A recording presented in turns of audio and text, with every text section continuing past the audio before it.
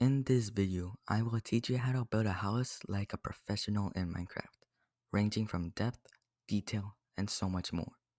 Disclaimer, this video will only cover the exterior, as well as lacking efficiency in return for appeal.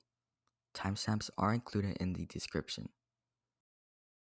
First, let's take a look at this house. It is very basic with no details and nothing to make it appealing. It has a very basic roof design lacking depth or other fundamentals.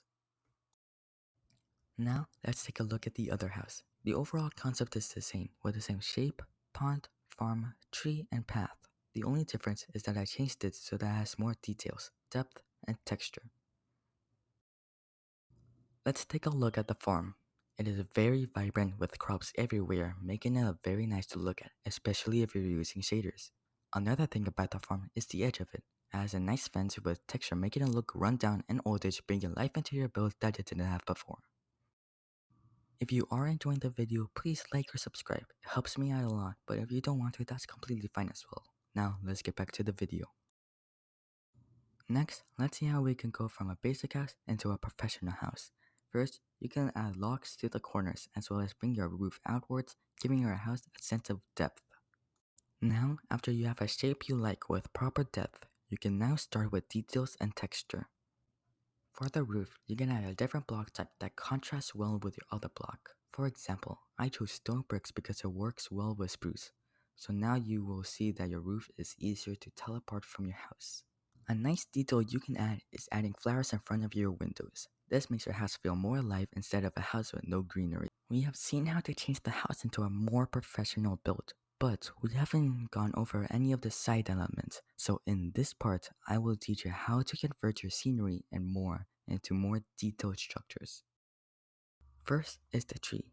You can start off by adding more leaves and making it taller. You may want to go diagonal in one part, but that's entirely up to you. You can remove leaves in some parts so that they have some breathing room. This makes them more realistic and nicer. Second is the pond. You can add cobblestone variants, stone, gravel, and andesite on the edge of the pond to create the illusion of rocks. You can also make the pond deeper, adding sea pickles, seagrass, and fish along the way.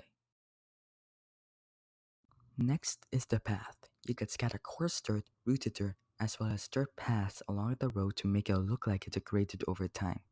You can also add lanterns on fences to light up the area. And lastly, signs telling travelers where to go on the path. And lastly is the farm. I briefly went over it earlier, but this will be more in depth. The texture around the farm consists of granite variations and brick variations, giving it a nice texture. You can hide water under the bricks or granite, or you can waterlog some slabs or trapdoors. The granite looks like rundown bricks, so the fence around the farm looks old, hence why you can't see many bricks. Thank you so much for watching the video up to this point. If you want to see more videos like this one, please do let me know. If you haven't already, please subscribe. It